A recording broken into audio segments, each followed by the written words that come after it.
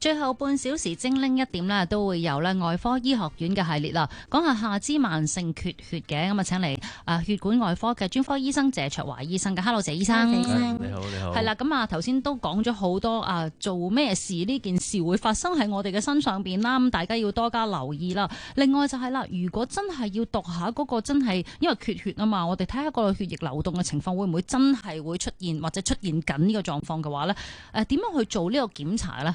係啦，嗱，咁即係如果有任何病人覺得我行喺啲路上你腳唔舒服咁樣，咁去睇醫生嘅話咧，咁即係我哋血管外科醫生咧就會都係幫佢做一啲檢查啦。咁當然首先就係即係摸下隻腳係咪凍啊，或者摸唔摸到啲脈搏先啦。咁其實嘅腳都有脈搏嘅，即係唔係淨係手嘅。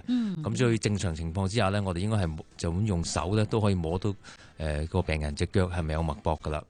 咁如果發覺弱咗喎，或者即係直情摸唔到喎，有時咁我哋咧就會進一步咧做一個我哋叫 ankle brachial index 啦，即係佢手前臂同隻腳嘅一個血壓嘅指數，即係 ABI 啦，就唔係 FBI。ABI 係啊，ABI 係 ABI 簡稱 ABI 啦嚇，A 就係 ankle，B 就係 brachial，即係隻手臂嚇。咁其實咧就係簡單啲講咧，就係我哋度手臂同腳足踝嘅血壓，咁從而做一個對比。咁正常情況之下咧，應該咧係差唔多嘅，係手同腳血壓係差唔多嘅，咁所以正常情況除出嚟咧就係接近1嘅，咁但係有時咧，即係如果隻腳真係唔夠血到嘅話咧，咁於是乎咧，咁就個比數咧就會慢慢低噶啦，咁所以如果度出嚟咧，發覺係即係通常講緊0.5至0.8呢個指數嘅時候咧，咁就。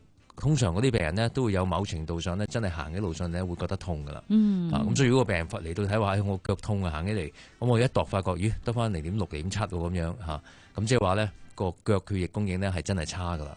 咁就好大機會真係血管收窄噶啦。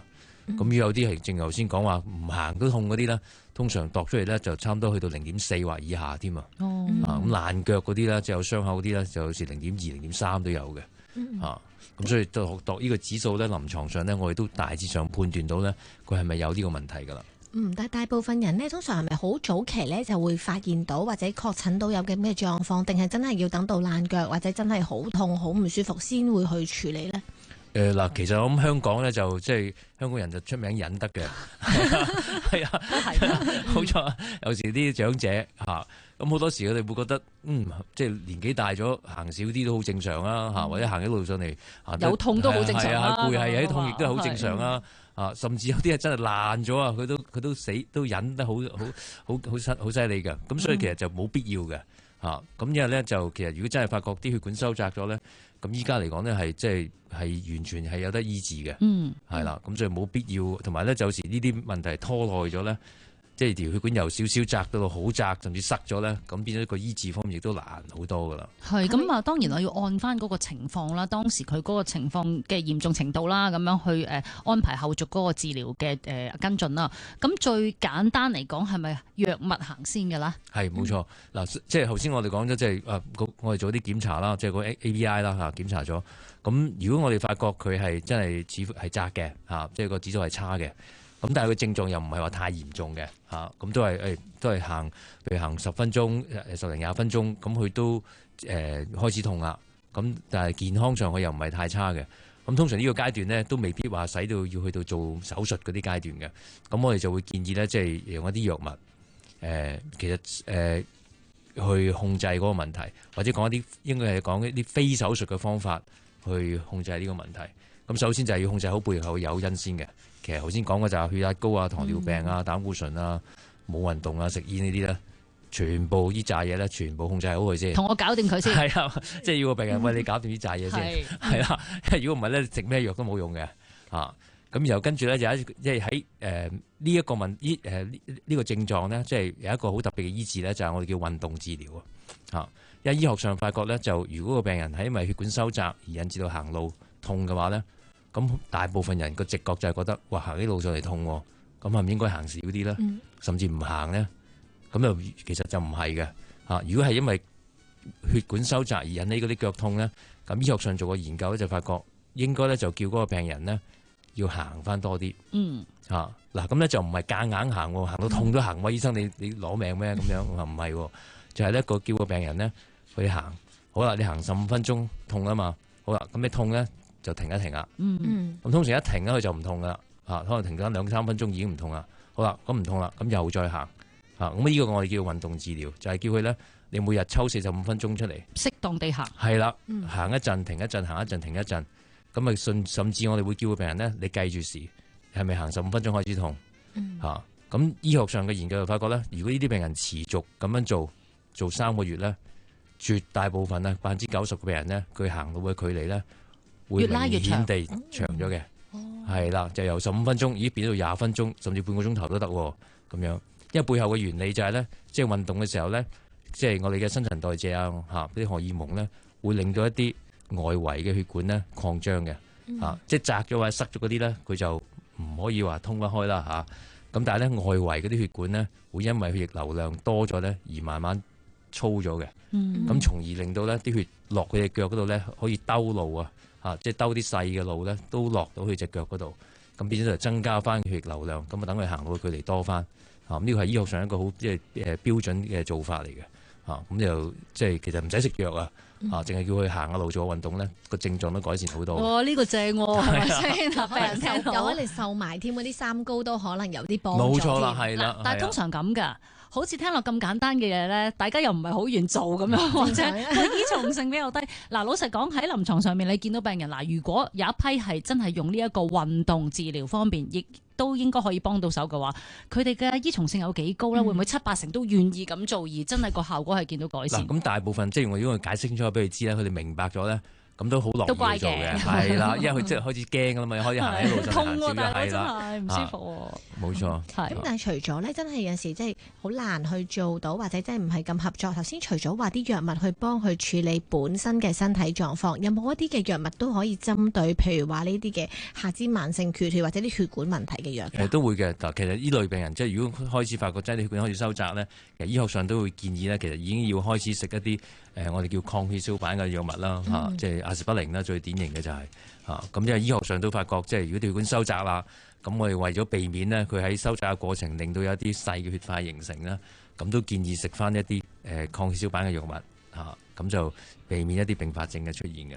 咁呢啲最即係典型嘅食物藥物㗎啦。明白嗱，好啦，如果真係我哋叫做用藥物方面咧，佢個效果未如理想啦，或者個嚴重程度需要動手術去處理啦。咁頭先講到啦，好多時都係即係95%都係佢嗰個血管硬化啊嘛。嗱，我哋就用個道路上面咁樣去諗啦，灣仔啊、觀塘塞車咧，就整條繞道咁樣啦，係咪先去處理？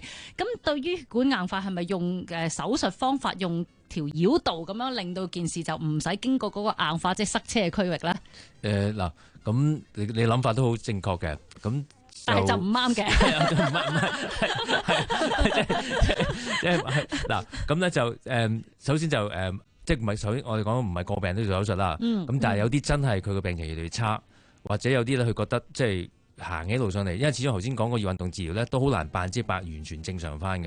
咁有啲佢即係始終覺得佢就想運動量再好啲嘅，咁變咗就要考慮一啲即係入侵性嘅治療啦。我哋叫做咁。如果依家嚟講呢，我哋會係首選呢，我哋就想將嗰條窄咗嘅路咧，通翻先，整翻闊佢先。係啦，通波仔咁樣，係啦，整翻闊佢先嚇。呢個就首選我哋即係如果要一啲入侵性嘅治療咧，首選嘅做法嚟㗎啦。即係加闊條路先。係啦，即係條路如果未塞咧，我哋就想盡量咧整翻闊佢。係啦，咁即係至於話做繞道咧，嗰個就即係通常就唔係首選住啦嚇，因為嗰個工程比較大啲啊。咁我哋想用一啲創傷性比較細啲嘅方法去做嘅。咁如果依家做呢啲手術咧，其實就即係我哋會喺個大髀嗰度咧，因為嗰條血管係我哋摸最容易摸到啦，喺嗰度篤個窿啦，係啦，摸到自己都摸到嘅嚇。咁我哋就喺嗰個位嗰度咧，即係用超聲波睇住，然後就吉個窿嚇，好細個窿嘅啫。咁就經過個窿咧，就放啲儀器入條血管裏邊。咁就經過嗰條血管咧，我哋基本上打啲顯影劑就會照到晒好清楚咧，邊度塞邊度窄。咁然後就放啲儀器入去啦。咁我哋會盡量將嗰條血管整翻闊佢。咁有需要咧，就擺啲支架喺度，就擴闊佢。咁呢啲都係依家好標準嘅首選嘅做法嚟㗎。如果要做一啲治療，咁理論上咧，主要係可以將條血管咧完全整到佢變翻正常嘅，個流量變翻正常。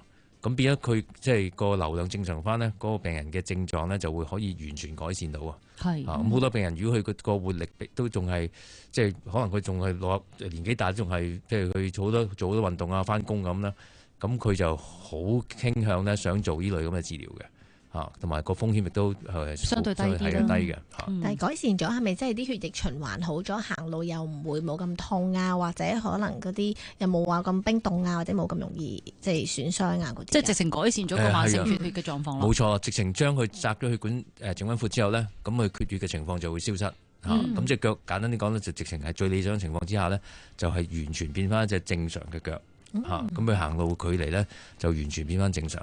咁所以如果喺早期啦即係未係好差嘅時候去醫治咧，係真係可以完全即係將啲血管整翻變翻正常嘅。係，但係因為如果有其他嘅因素，即係嗰條路已經擴闊咗，又或者冇機會有俾你做擴闊嘅時候咧，係唔係就頭先我個繞道嘅方法就要出場？係啦，冇錯啦。嗱，咁但係最理想當然係即係條路窄咁，我整翻闊晒去完全正常啦。咁但係好多時嚟到啲病人咧，即係佢已經比較遲先睇我哋啦。咁佢窄嘅範圍咧，好長啊條血管，好大範圍咧都已經收窄咗，甚至有啲已經塞咗。咁有啲我哋技術上最難搞嗰啲咧，就去到啲最末端嗰啲血管。嗰啲地方啲血管都好窄好塞咧，咁即係好似一條掘頭路咁啊！咁嗰啲嘢就好難，技術上咧，我哋好難去通開佢。因為先天個環境條件啊，係咪咧？可以係啦，你可以咁話好錯，係啦，冇位通翻，係啦，冇位通翻，或者通翻之後咧，啲血都冇位走啊，係啦。咁所以點解糖尿病嘅病人係如果啲血管一窄起上嚟咧，係特別難搞咧？因為糖尿病嗰啲病人啲血管窄咧，好多時都牽涉啲末端嘅血管啊，即係去到腳趾腳板啲血管。咁嗰啲係我哋技術上係好難去通開佢嘅。同埋通開咗，佢啲血冇路走咧，個效果都係好即係唔理想嘅。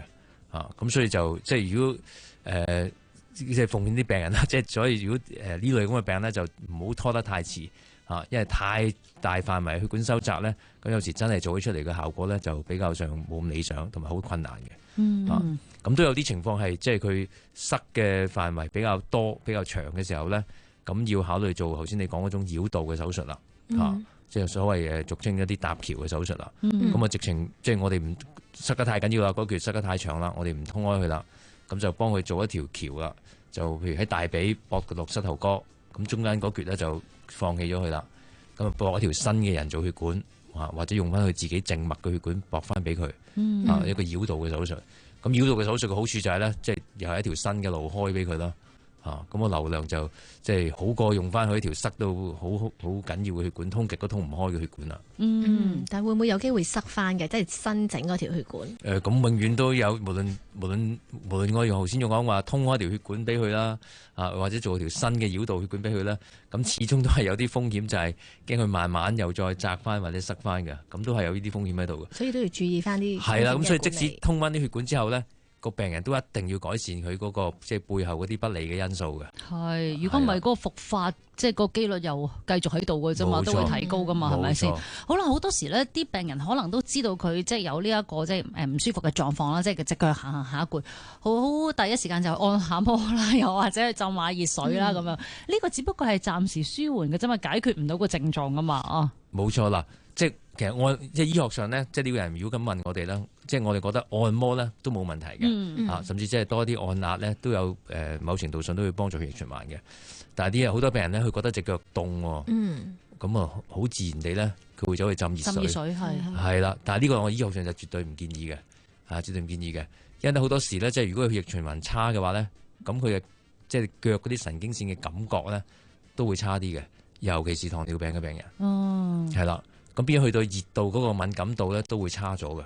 咁所以隻腳即係佢對凍啊或者熱嗰個感覺咧會差啲嘅。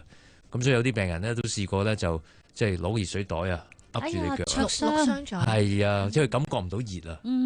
係啦，咁就變咗咧淥熟咗隻腳都唔知。咁啊更加難好啦隻腳。咁就麻煩啦，咁啊真係麻煩啦。所以醫學上我哋就絕對唔建議啲病人咧特登走去浸熱水或者攞暖水袋敷住隻腳，因為就係有危險性嘅，直情呢個就。咁真係痛有啲咩可以即時舒緩，又唔可以熱水，定係真係按下佢捽下佢，定係點樣會好啲咧？定係真係唔理佢擺一陣就會好啲咧？你講邊度會痛啊？即係腳，即係如果啲血管嘅問題，頭先你講行得耐又會痛啊。嗱，咁如果佢即係純粹行得耐痛嗰啲咧，就其實唞一陣都會冇咁痛噶啦。咁但係按摩亦都有好處嘅嚇。咁即係醫學上都有啲研究發覺咧，即係依家好似有啲按摩機咁咧，捏隻腳嘅小腿啦。咁其實某程度上咧都會幫助靜脈兼夾動脈嘅血液循環嘅。咁所以都有幫助嘅。咁所以按摩其實都係有好處嘅，即係喺呢情況之下都可以做嘅。最好就叫另外一半用手按。唔好用啲位咧，我覺得會到位啲，同埋咧，你會覺得咧個心理上邊，哎呀，即係佢咁樣幫我都覺得好似舒服啲。嗱，呢個純粹講下笑嘅啫。認真地講咧，就係點樣可以預防即係嗰個下肢慢性缺血咧？第一樣，我覺得真係糖尿病真係要搞好佢。如果唔係嘅話咧，糖尿病就係萬病之源啦，謝醫生我。冇頭先講嗰啲因素啦，即係都講好似血壓高要控制好血壓啦嚇，糖尿一定要控制好，唔好有糖尿，有嘅就控制好佢食藥。咁就膽固醇要控制好，唔好食煙，食緊都要戒，同埋我哋大部分人應該盡量啲啦，就係多啲做運動，呢個就係無論有病好冇病好咧，其實運動咧都係對身體有好大嘅好處嘅，對啲血管個彈性咧係可以保持好好多嘅，做開運動。係啊，同埋頭先都講咗啦，就唔係你痛嘅時候咧就唔行。當然啦，你痛嘅時候咧要暫停休息一陣，但係都要俾適當嘅運動，每一日可能45分鐘左右啊咁樣。咁仲有咧就係快啲去揾醫生去做一個全面嘅檢查，因為你都唔知個情況去到點樣，會唔會已經係即係塞得好嚴重咧？又或者嗰個狀況係令到你需要做手術先至去處理到咧？咁樣就快啲嗱聲去搞掂佢啦，唔好自己心覺。同埋痛咧，即係你即係瞓又瞓唔到，好辛苦噶嘛，係咪先？見到好多病人影響埋心情添啊！今日咧多謝晒咧血管外科嘅專科醫生謝焯華醫生同我哋講咗咁多下肢慢性缺血啊，大家要留意多啲啦！唔該晒謝醫生，Thank you。